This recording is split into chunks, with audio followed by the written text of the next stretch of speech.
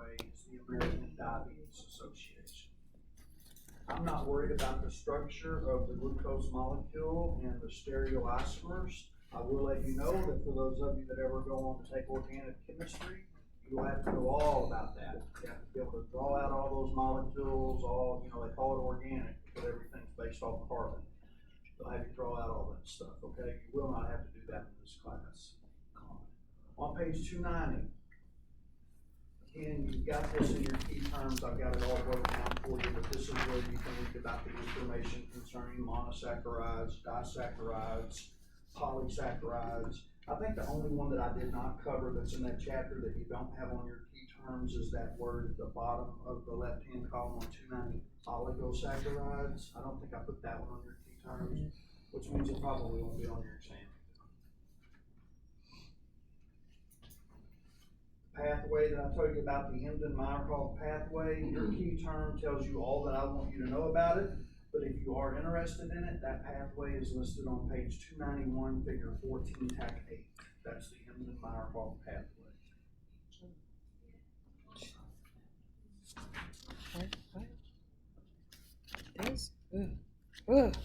Okay, let's move on to page, just to let you know, on page 292, that table 14, tac 1 has quite a few of the vocabulary words up there.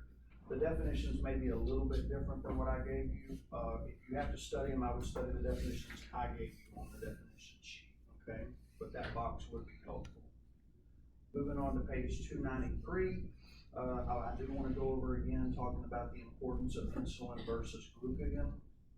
Page 293, the very first paragraph, insulin, primary hormone responsible for the entry of glucose into cells. Again, that's where it's going to tell you about.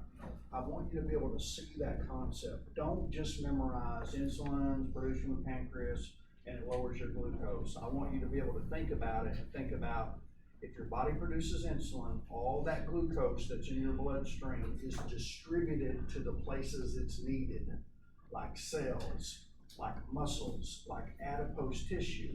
Well, if it's all distributed, now there's not as much of it in your blood, right? That's what insulin does. That chemical is like a mediator that makes sure that all of that glucose, all those glucose molecules are distributed into the proper compartments. If you don't have insulin, it just builds up in your blood supply, okay? Luckily, your body has a defense mechanism. The defense mechanism is when all that glucose builds up in your bloodstream, you start voiding off more urine, okay? Because the first thing, one of the symptoms of having diabetes that we'll talk about makes you thirsty all the time. If you get thirsty all the time, you drink lots of water, which makes you void lots of urine, which helps you to get rid of some of that excess glucose, but unfortunately, that makes the kidneys have to work harder. So over a long term, that eventually is gonna probably do kidney damage. Yeah. So is this glycosuria? Yep, glyco or glucosuria. Yeah, glucose in the urine. That's how we check for that. All right.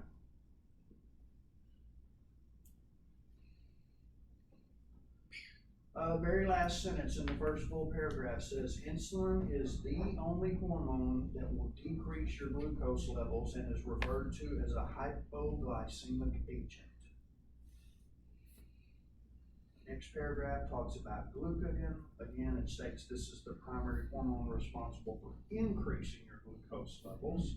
This is known as a hyperglycemic agent. But if you want to read about a couple of other things that also can increase your glucose level, in the next paragraph, it's going to mention epinephrine and cortisol levels, okay?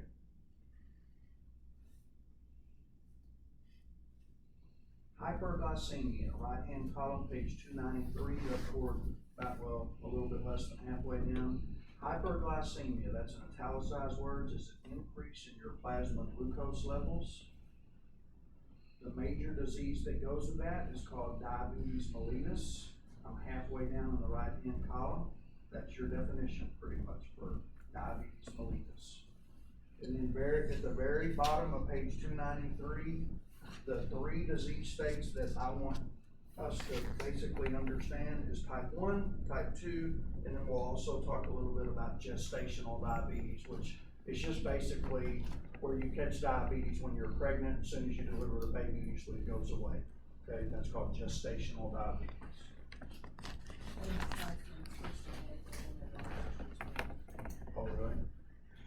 So did everything get better after she delivered the baby? They told me she had to go home soon, so she had to stop working. Yeah, definitely. Okay, guys, a lot of information on type 1, type 2 diabetes. Just stay with me on this. I'll give you time to asterisk it or highlight it in your book. I'm on page 294. The only column there is, I'm starting from the very top. It says type 1 diabetes is characterized by inappropriate high blood sugar, primarily a result of pancreatic islet beta cell destruction and a tendency to go into ketoacidosis.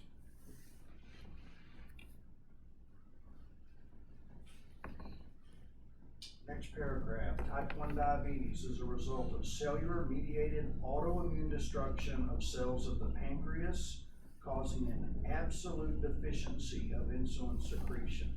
Again, these people basically are not having any insulin produced from their pancreas. Skip a sentence, and it says that type 1 constitutes only 10 to 20% of all diabetes cases, and is commonly occurring in childhood and adolescence. That's when it's detected. So if type 1 only takes up about 10 to 20%, usually type 2 is going to make up the other 80, minus a few percentages to gestational diabetes, right?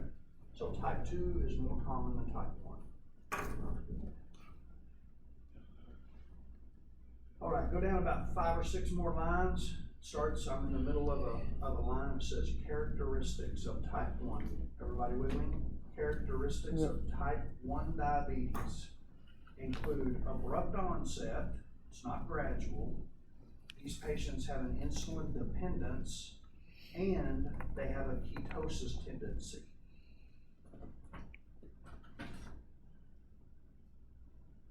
Next paragraph, signs and symptoms include you're thirsty all the time. The word for that is polydipsia. You want to eat a lot, polyphagia.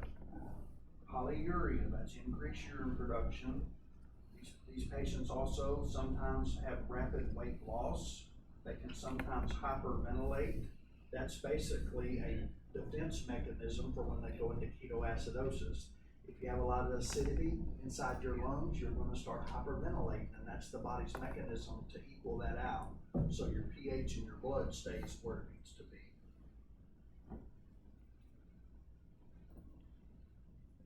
It says also patients can have mental confusion and possible loss of consciousness. It says complications include microvascular problems such as nephropathy, neuropathy, retinopathy. Anytime you see the word retina, think of they're going to have vision problems. Increased heart disease is also found in patients with diabetes. And if you look long enough at complications, diabetes just about goes with everything that there is out there. Diabetes and smoking causes complications with everything. Okay, so if we just think about it right now, the main things we need to know about type 1, these patients are insulin dependent, okay? Their body's not producing insulin, so usually type 1 are having to take insulin injections, unfortunately from the time they're adolescents, okay? So that's something that will distinguish it from type 2, abrupt onset. The other thing is that these patients sometimes go into what's called ketoacidosis, all right? That's a acid-base disorder. I think you may have heard me talk before about people that go into ketoacidosis. If you were to walk in the room of a patient that has diabetes and is in ketoacidosis, their breath and their skin, everything about them smells like fruity, like a real sweet smell. It may smell sweet, but it's not a good thing. That means that patient is very, very sick. One thing that helps me to remember type 1 from type 2, now it may not work for you guys, but if I tell you the story, you can go to Walmart. You know those dipsticks that I show you that have 10 things on them? Walmart sells dipsticks that only have 2 pads on it, glucose and ketones.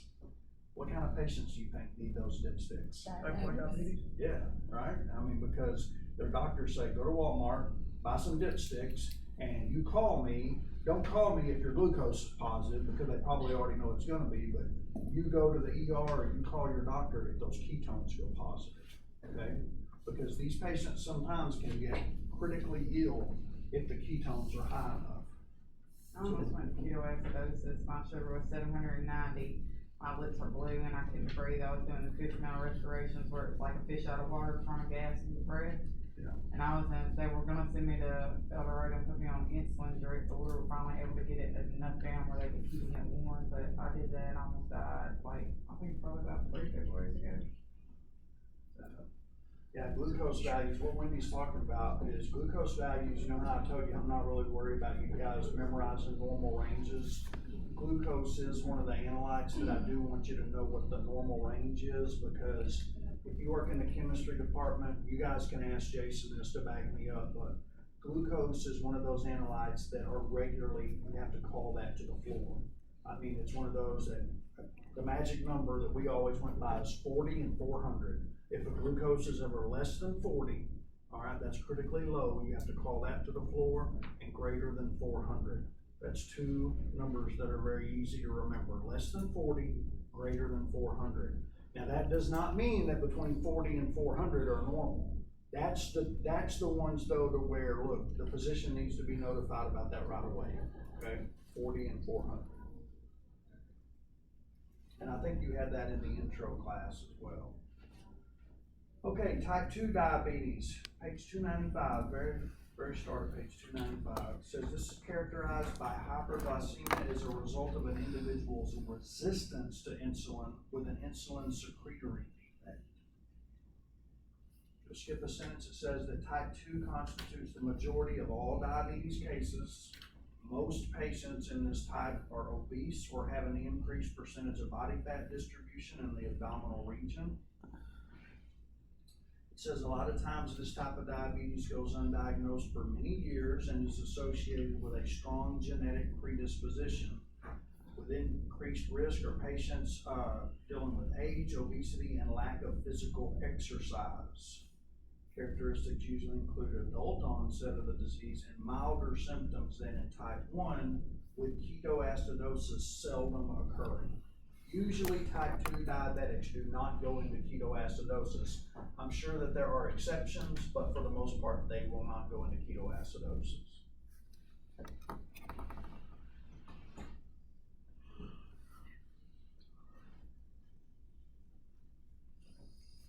All right, last paragraph in the left-hand column on page 295, you got a word or a abbreviation there, gestational diabetes, or GB. Says gestational diabetes mellitus has been defined as any degree of glucose intolerance with the onset or first recognition during pregnancy. Right-hand column, go down about to the third line down. It says causes of gestational diabetes include metabolic and hormonal changes. Patients with gestational diabetes frequently return to normal postpartum. Do research on this, it'll tell you that basically the placenta produces certain hormones that they think has an effect on insulin secretion, and that's the whole big player in gestational diabetes is the hormones that's being produced from the placenta. Yeah. A friend of mine has an aunt who is pregnant right now and has this. Really? Yep. Yeah, me. My aunt has this. So Tanner's a friend of yours? Okay, all right. Yeah, and again, it's something you have to watch out for. Again, if you look it up, they do say that if the mom doesn't control things and she does have gestational diabetes, there can in some cases be harm to the baby sometimes. That's how come they really want to watch those moms that are having gestational diabetes. But again, it usually goes away after the baby's born. All right, skip a couple more lines, and it says that infants born to mothers with diabetes are at an increased risk for respiratory distress syndrome, hypocalcemia, and hyperbilirubinemia. So if that baby's born and it's got too much bilirubin, what do they do to the baby? Light. Why do they put it underneath the light? Break it up. Secrete the bilirubin in the bowel. Right. So if you remember that concept, that should also help you to remember. That's why we don't leave urine specimens sitting in the light all day long, is because if the bilirubin was actually positive, it could cause it to be negative, right? And you need to know if there's bilirubin in the urine.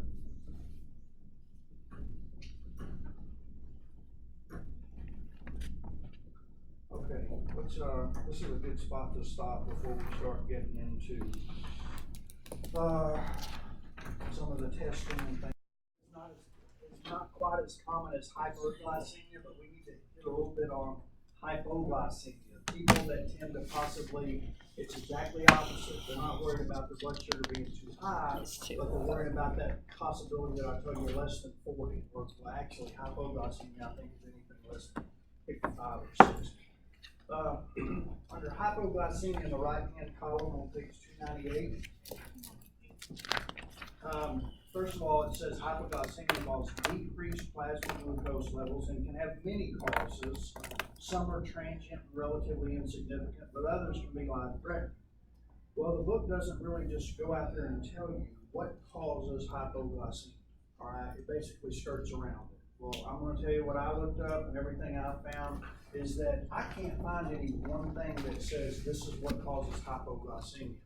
All I can find is that it says a really, really high percentage of people that have a hypoglycemia, it's because of a medication that they take. They're taking some sort of a drug that has an adverse effect and causes their blood sugar to drop.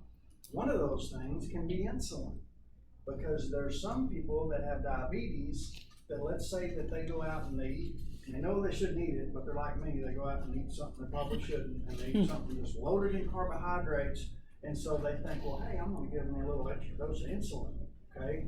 Because what does insulin do? It's supposed to drop the cake. So if you over-insulin yourself, or take too much, now you're going to the other end of the spectrum where you're talking about hypoglycemia. So I can't tell you, like, this condition causes hypoglycemia. If you guys go out and research it, you might find it. But everything that I've seen, it points to hypoglycemia is usually caused from an over medication, or that you're taking a medication that has an adverse effect that causes your body. Now, I didn't know, I had a real good friend growing up that I know all the parents used to tell everybody, if you were to happen to see my son or whatever laying on the side of the road in a ditch, you make sure you give them orange juice, or you give them a candy bar, or you give them something loaded in sugar. But then, as I grew up, I found out, I mean, back then I didn't care, I was young, and, I just like to make sure to give them a candy bar. But that young man had type 1 diabetes. It wasn't that he had hypoglycemia, and I guess they were worried about if he ever took too much insulin to make sure and give him sugar or something, if he was found unconscious or something. Okay, so diabetes mellitus also have to worry about the other end of the spectrum if they take too much insulin. Right. Okay, so that's really what I want you to know about hypoglycemia. Now, as far as the symptoms and things, under hypoglycemia, go down about 8 or 10 lines. It says this imbalance may be caused by treatment such as diabetic drugs or biological factors. The plasma glucose concentration at which glucagon and other glycemic factors are released is between 65 and 70 milligrams per deciliter. At about 50 to 55, observable symptoms of hypoglycemia may occur. Now, those symptoms of hypoglycemia are found on the next page, 299. Go down about halfway into that column. And I'm sorry, it's in the middle of the line, but it says symptoms of hypoglycemia include increased hunger, sweating, nausea and vomiting, dizziness, nervousness, shaking, words, speech, and sight, and mental confusion. This is the 6. Okay. I see that. Starts at the 6 right here. It's about, I can't explain it other than it's about exactly halfway down the column. Okay. All the way Yeah, down I'm the not computer. confused. All the way down. My mother is. She doesn't take any medication. Have they ever told Yeah, you my like what boyfriend causes doesn't it? either. But I've been trying to find out. I No, don't- but that's why I have that meter to say, whenever I start to feel shaky, they want me to check it. But it don't happen all the time, it's random. Yeah. But I'll get sweaty and I'll start to shake and then I'll have to eat something. My mom goes down so quick. Just remember the normal range for a plasma glucose is gonna be, and I think I was gonna say this in lecture, but it's like 70 to 110 milligrams per deciliter.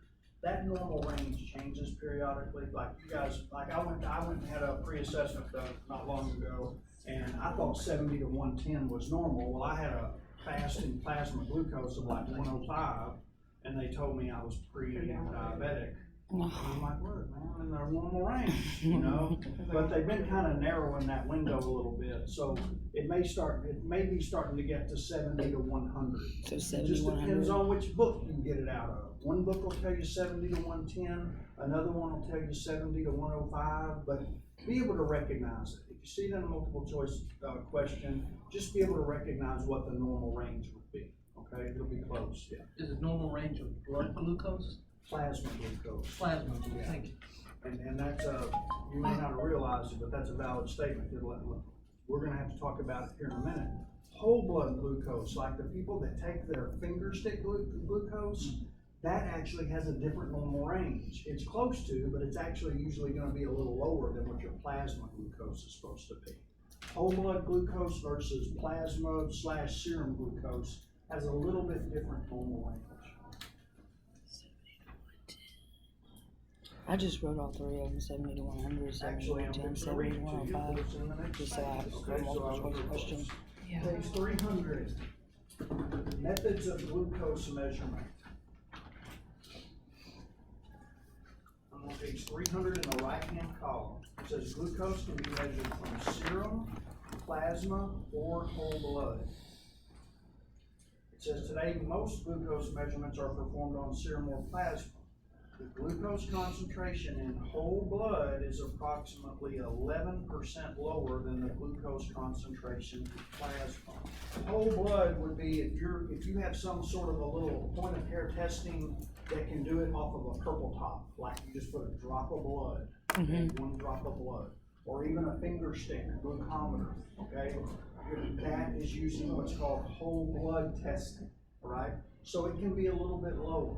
But you still, if I told you a glucose value was 300, you guys should instantly know that's high. Right. And if I told you that it was 47, It's low. that's clearly low.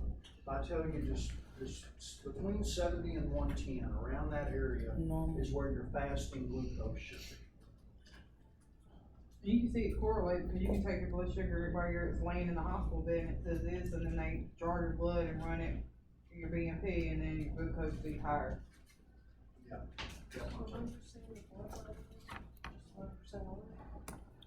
What's that? The blood glucose level, we're just saying 1% lower. Yeah, remember where it says that? The age of I see the it, but origin. Yeah. Like if I'm finger stick is 11% lower than regular blood. Like- Oh, I thought you meant in the book, you wanna know where it says it. Well, you said 70 to 110, 100 for the Yeah, plasma. it's actually got the normal blue, I love these here, pens. I'll I find do it. too. See, so There's this a is book. it's just not covered. You'll turn to page 297. You can use Turn to one of my page pens. 297 in your book. I'm not stingy. I love this one. It's a fatter Table tip than 14, I'm pack 6, page 297, it says normal fasting glucose, this is for plasma. Okay, in this book, again, it says 70 to 99. But I'm telling you, they keep bringing it down. I can show you another book that says 70 to 110. Well, your blood sugar should be around 100 when you Yeah, I first see what you're wake up. talking about. Ideal. Providing you my didn't get up drawbar. and eat any ice cream at 3 o'clock. I love that. It's the best time. My dogs always want to go outside and they wake up about 3 o'clock in the morning, and so I gotta wait about 5 minutes when we go outside and do what it is they do, and I'm sitting there with nothing to do. Like, I think I'll have some ice cream. You know, But yeah, when you wake up in the morning, that should be close to it. You've been fasting because you slept.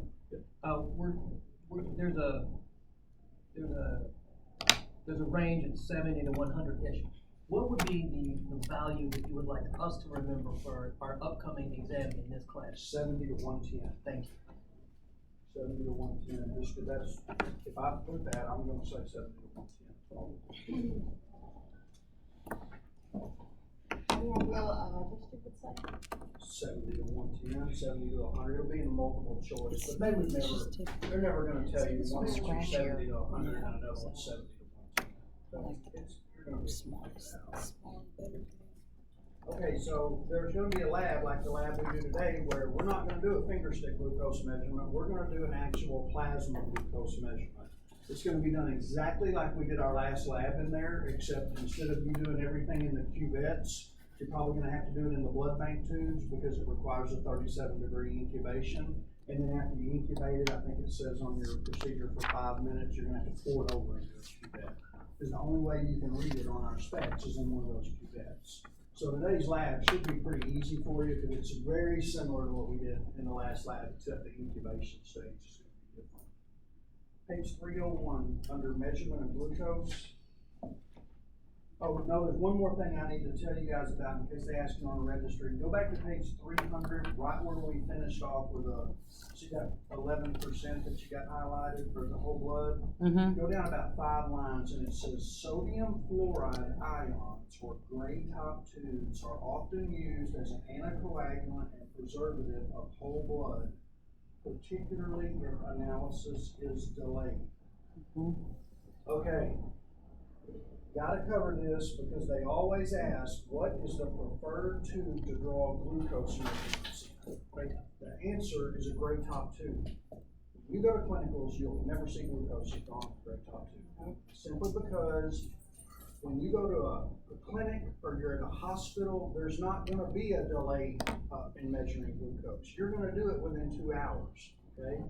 They're talking about if you're having to drive to Mount Ida, Arkansas to a nursing home and draw blood for everybody that the physician has ordered lab tests on, and you're gonna have to wait 3 or 4 hours before that specimen gets to the hospital for testing, then they say a gray top tube.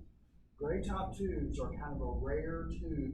There's not a lot of tests you run in gray top tubes. The only one I can think of is a lactic acid, okay, that's in a gray top. But textbook answer or ASCP register, if they ask you a question that says the best tube to draw glucose measurements in, the answer is gray top. And I can't elaborate on that just because I disagree with it, because I mean, it's in every textbook, but at the same time, when you go to clinicals, if they draw a glucose, it's gonna be in a mint green. It's gonna be in a mint green, or if it's something rare, it'll be in a red top. But you just gotta remember that in case they ask it to you on the registry, because they'll say, especially if there's a delay in being able to test for that. So that's the only reason I bring that up to you guys, and make sure you have that highlighted. Okay, measurement of glucose on page 301, right-hand column, first full paragraph. The most common method of glucose analysis use is the enzyme glucose oxidase or the hexokinase method. It says glucose oxidase is the most specific enzyme reacting with only B, D, or beta glucose. The measurement that we're gonna do today is based off, it's an enzymatic method. That's all it's saying, is the reaction is based on an enzyme, and that enzyme is gonna convert the glucose into usually some sort of a hydrogen peroxide that's gonna cause a chemical reaction that's gonna cause a color change, okay? So anytime you hear the word, okay, you're measuring glucose, what is the method of measurement? You don't have to tell me the reaction, I'm not worried about that, but I do want you to associate 2 words to that. Glucose oxidase, that's an enzymatic reaction. Now there is another way that it can be measured called the glucose hexokinase method, all right? So glucose oxidase / hexokinase is the way that you generally measure glucose, and that's what we will be doing in lab today when we go in there. It's called the glucose oxidase method. And you can read all about that method on the procedure that I handed you guys for today's lab. Under the summary of it, it'll talk about the glucose oxidase method.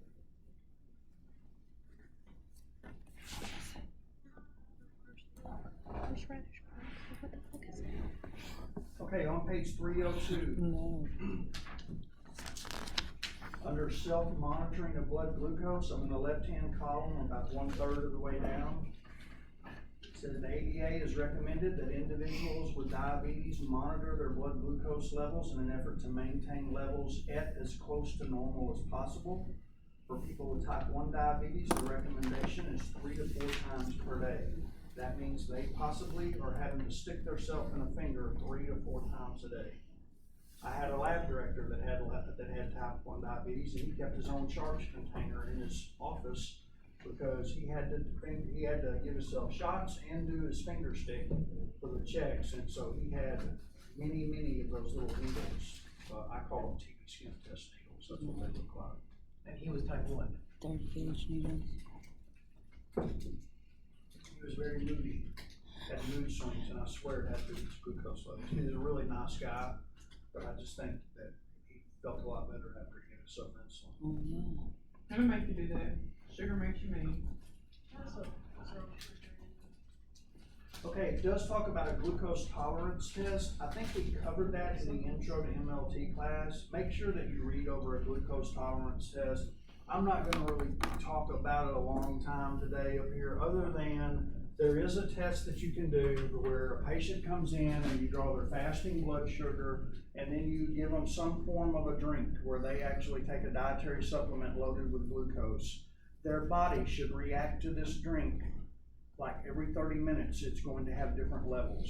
It's like everybody, if you take that drink of glucose and you take that oral load or whatever you want to call it, drink load, whether you take 75 grams or that one's 100 grams, it's kind of like your glucose value, like you're down here when you're fasting, you take the glucose load, and in about 2 hours, you should be returning to normal, okay? So this is what they're really looking at, and I'm not gonna have you memorize a number, but a 2-hour glucose tolerance test, your glucose level should be coming back down to normal in that time frame, all right? Now, if you did it when I worked, they did these all the time, and they would measure your fasting, they would measure your 30-minute, they would measure your 60-minute, they measure your 90-minute. They did it like every 30 minutes for up to like 4 or 5 hours. But I don't think they do it quite like that anymore because that's so cumbersome on the patient. They do it 1 hour, and then if it's high, they'll come back and they'll do what they call 3 hour, which is actually over a 5-hour span. Yeah. So, And I've asked many classes, and everyone that's in the class that's had a baby before, they've all had a glucose tolerance test. I did it 3 hours once. And they used to also draw your blood at the same intervals. They would do blood Yeah. and urine. They didn't do urine, they just did blood on me. they did blame urine 4 times on a year. Okay, the glycosylated hemoglobin test, or the hemoglobin A1C. This is the last section on page 302. Right above that blue bolded word glycosylated hemoglobin, that line before it says long-term blood glucose regulation can be followed by measurement of something they call a glycosylated hemoglobin. It says glycosylated hemoglobin is a term used to describe the formation of a hemoglobin compound produced when glucose reacts with an amino group of hemoglobin and protein. Says the glucose molecule attaches non-enzymatically to the hemoglobin molecule to form a ketoamine. The rate of formation is directly proportional to the plasma glucose concentration. Now, I know I'm reading a lot, but this should help you make sense of it. Because the average red blood cell is about 120 days, the glycosylated hemoglobin level at any one time reflects the average blood glucose level over the previous 2 to 3 months. Therefore, measuring the glycosylated hemoglobin provides the clinician with a time average picture of the patient's blood glucose concentration over the past 3 months. The next sentence, make sure you have it highlighted. Hemoglobin A1C is the most commonly detected glycosylated hemoglobin.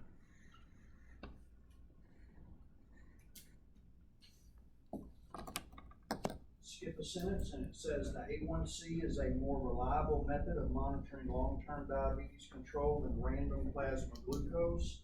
Normal values range from 4% to 6%. This is the scale.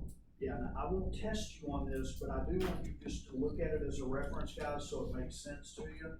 Look at table 14, tag 11 at the bottom of that page. Do you see how like an average glucose value of 97 milligrams per deciliter equates to an A1C level of 5?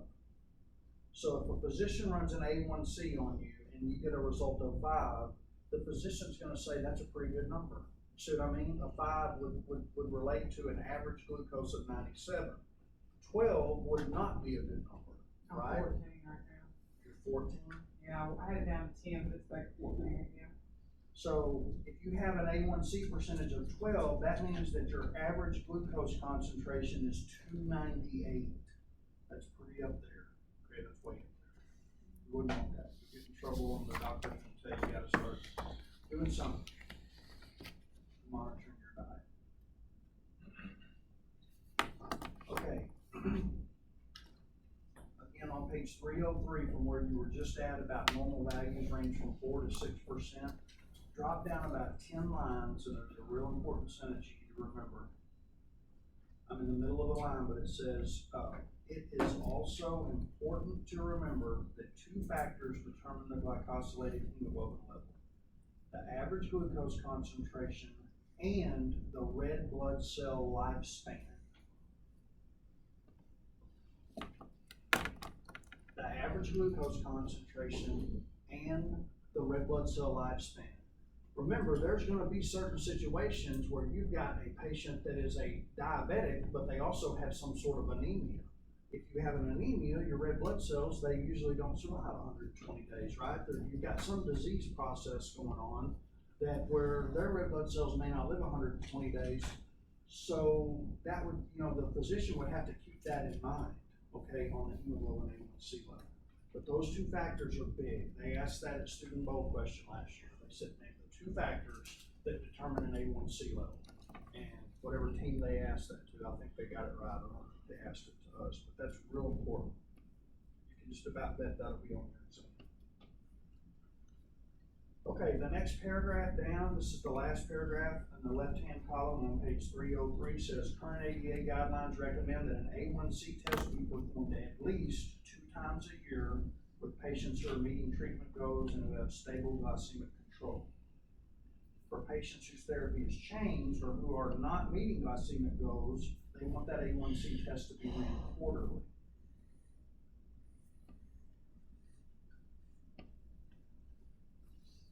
The right-hand column, page 303, if you will go down to the first full paragraph in the right-hand column, it says the specimen requirement for A1C measurements is an EVTA whole blood sample. That means a purple top tube. I may not say EVTA sample on the exam, but you need to recognize that purple top tube is an EVTA tube. Everybody got that highlighted?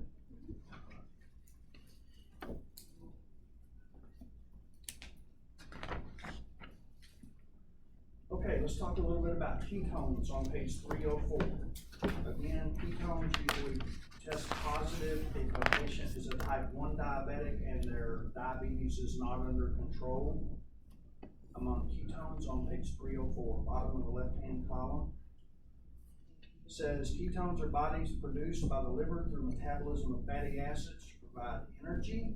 The 3 ketone bodies are acetone, acetoacetic acid, and beta-hydroxybutyric acid.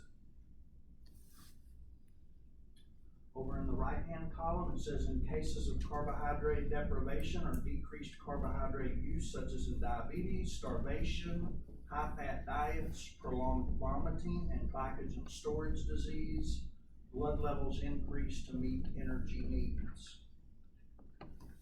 Now remember, I've told you guys this story before, but if you're on a certain diet, okay, like the Atkins diet, you're gonna see ketones in your urine. You may even see them in your blood because your body's doing what you're wanting it to do. Your body's burning fat, right? And so don't think that all people that have ketones in their urine or in their blood are horrible diabetics. There are certain times where you can see ketones in your blood or urine, but usually you're trying to intentionally. All right, skip a sentence. It says the measurement of ketones is recommended for patients with type 1 diabetes during acute illness, pregnancy, anytime there's a blood glucose level above 300, or when patients have signs of ketoacidosis, like they have a real fruity breath smell. Says the specimen requirement for ketones is fresh serum or urine.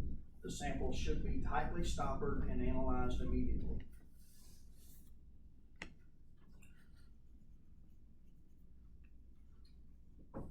We'll drop down about 5 lines. It says a common method uses sodium nitrocrucide This will react with the acetoacetate in an alkaline pH to form a purple color. Remember, out of those 3 ketone bodies that I told you about, acetoacetic acid is the one ketone body that they test for. If it's positive, they go ahead and assume that the other 2 ketone bodies are present as well. So if I ask you a test question that says which ketone body is actually tested for, the answer is acetoacetic acid. Right. Also, I want you to make sure you highlight that word. It says this method is used with the urine reagent strip test and acid test tablets. Now, I don't think it states this in the book, but I want to talk about something to you guys.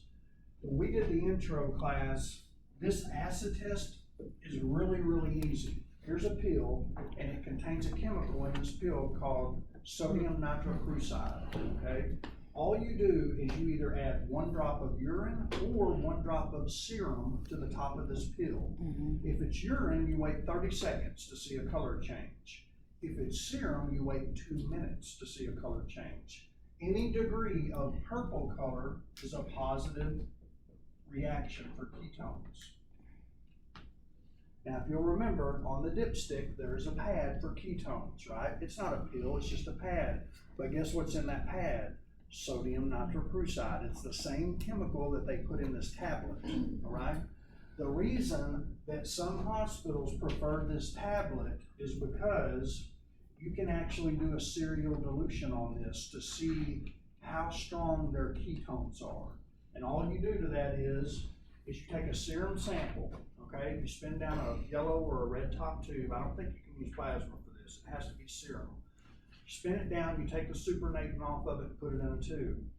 You already know that it's positive straight because you took a straight drop of serum and you put on this pill and it turned purple within 30 seconds. That's a positive reaction. But sometimes physicians, they want to know how far out, how strong is the purple, okay? And so what you do is you have to do a serial dilution. So you set up like 3 or 4 tubes, you can dilute it with water or saline, it doesn't matter.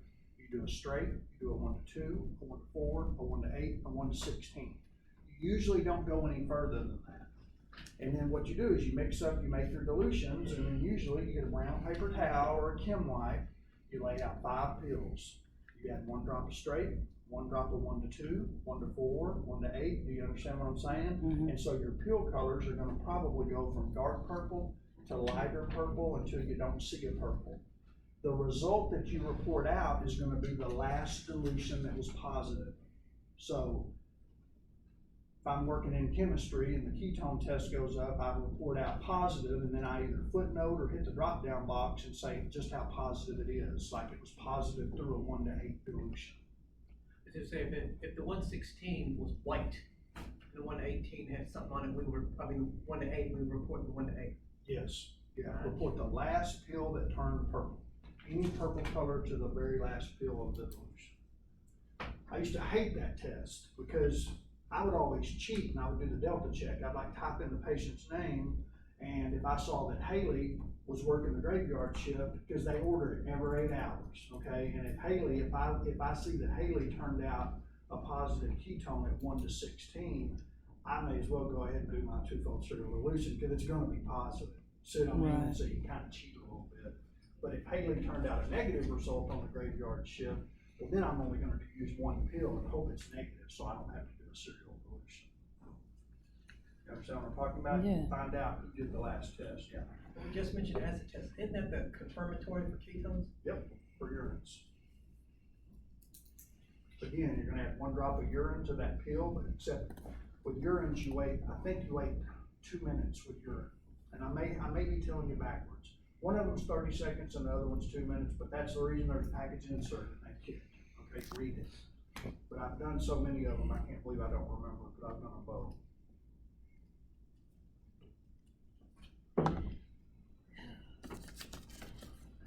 Albuminuria, on page 305, I just want you to remember, you want to watch people that are diabetics very closely because the physicians are going to want to know, is there any protein in the urine?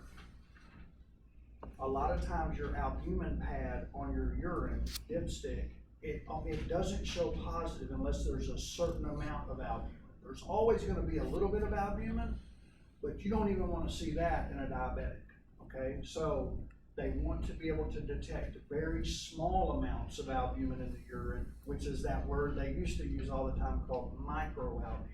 And if you read over that, I think it'll probably say the word microalbumin, but it'll say they're trying to kind of discontinue that vocabulary. But that's what I remember it as. And microalbumin is where they do a spot test. And I think we talked about it in your analysis already. We talked about that microalbumin spot test to where they do an albumin to creatinine ratio. Okay, we've got a little bit of time left. There's a couple of case studies that I want to do. Just to see if we learned anything. Turn to page 298, case study 14, track 4. What page? Page 298. Okay. Now, these are real easy, guys, and I know we're all gonna get this, but I still wanna go over it because it hits on some information that we covered. All right, I'll do the reading and you guys answer the questions. It says a 13-year-old girl collapsed on a playground at school. When her mother was contacted, she mentioned that her daughter had been losing weight and making frequent trips to the restroom at night. The emergency squad noticed a fruity breath. On entrance to the ER, her vital signs were as follows. I'm not worried about the vital signs. Let's look at the lab tests. Stat lab test result that indicated the following results. The pH was 5.5, so you guys agree that's somewhat acidic, right? Because neutral urine would be, well, I mean, water has a pH of 7, so anything less than 7 is considered acidic, greater than 7 is alkaline. The protein was negative, the glucose was 4+, the ketones were moderate. Blood was negative. Now the serum chemistry, everything I just read was urine results. Now the chemistry results on the serum, the glucose was 500. The ketones were positive, BUN6, creatinine was 0.4. I'm not holding you to anything because it doesn't say the normal ranges beside there. First question, identify this patient's most likely type of diabetes. Type 1. Okay, type 1. Then it says, based on your identification, circle the common characteristics associated with that type of diabetes in the case study above. So what do you think, even from the reading, what would you She circle? lost weight. That she's 13, cause young. The bathroom trips. Yep, that's, okay, you just circled everything I've got circled, okay. 13-year-old girl, losing weight, frequent trips to the bathroom, and fruity breath. That's what I have circled in the narrative, okay? What would you circle in the lab results? Glucose. Glucose and ketones on both the urine and the the urine and the serum, right? Yes.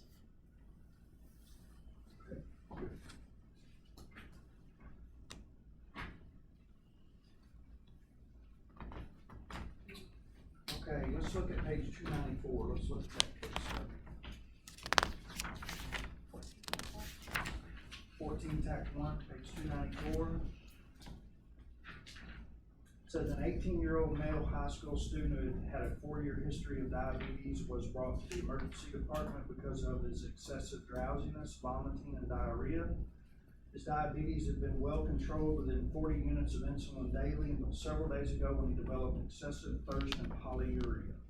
For the past 3 days, he has also had headaches, myalgia, and a low-grade fever. Diarrhea and vomiting began 1 day ago. First question.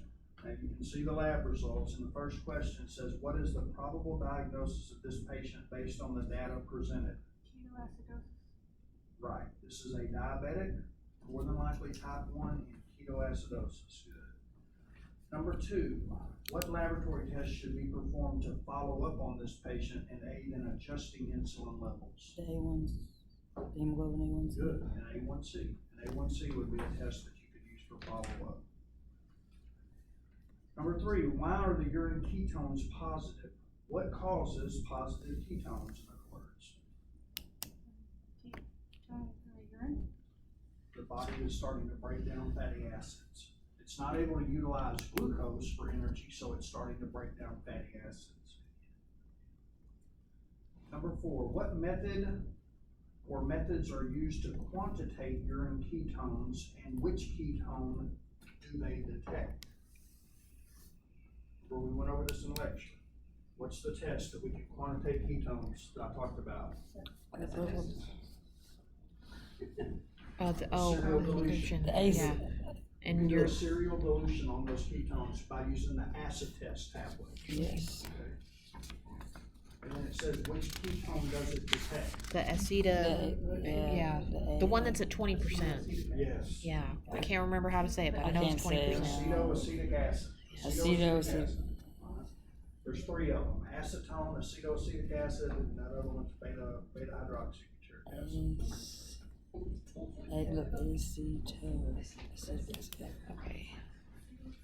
I can't spell or pronounce any of these. I'm in trouble. Okay. We'll look at a couple of review questions on page 306. And you guys know I don't hold you responsible for all of them, but there's some that kind of should flash out at you. Let's look at number 4. Number 4 on page 306. What's the preferred specimen for glucose analysis? It's gonna be a great one. Yeah. Yeah, fluoride oxalate plasma. Remember, a great top tube basically has a nanocoagulant and a preservative. It's got sodium fluoride and potassium oxalate. Okay, but that basically is the answer B.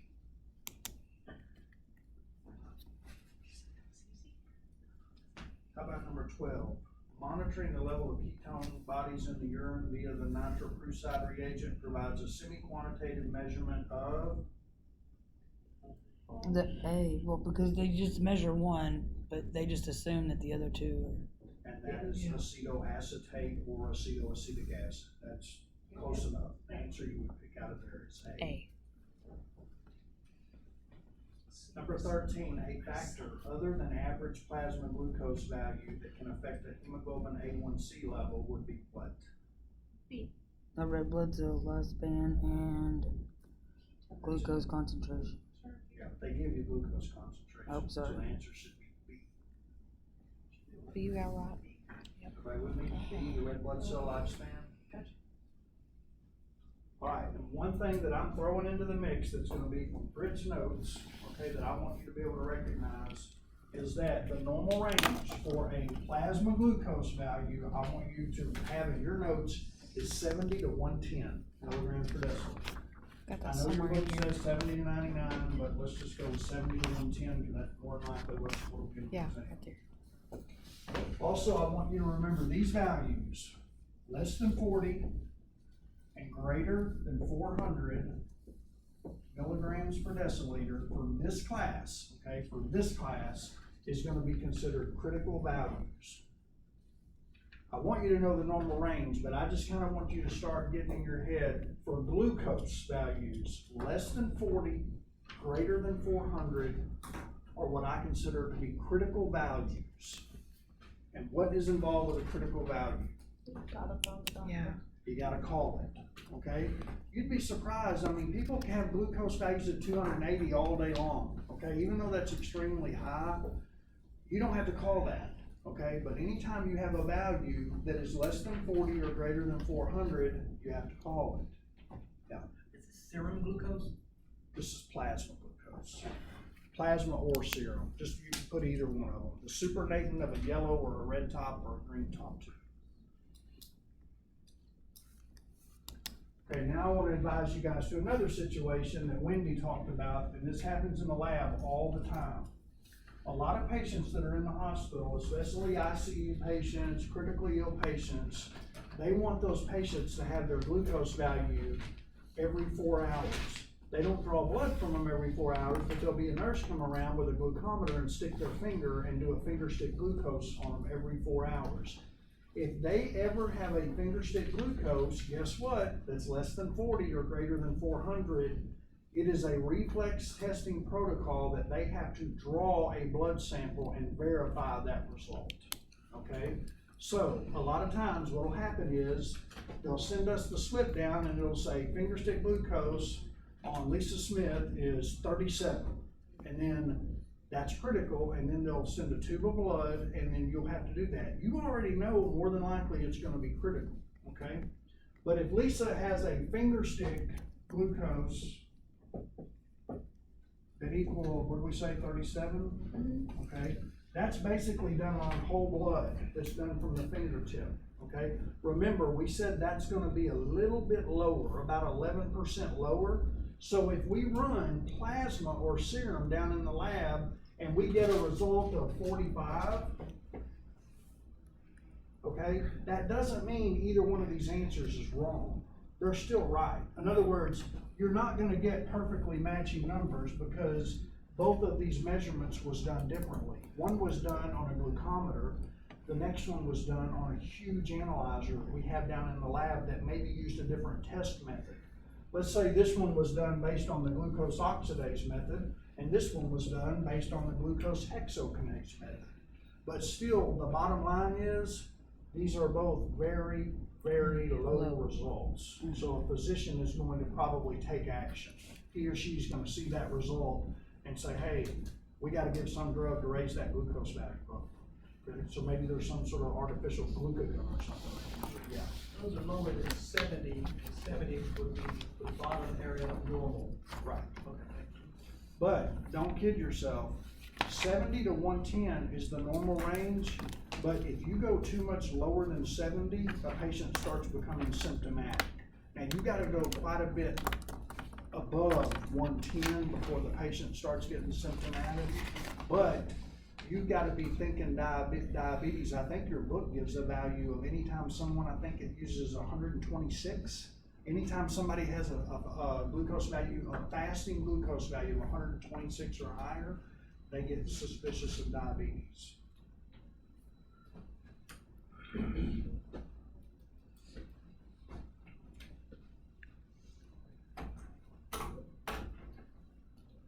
All right, so I've got a kit in there. If you guys will, we're done with lecture. You got your lab papers real quick?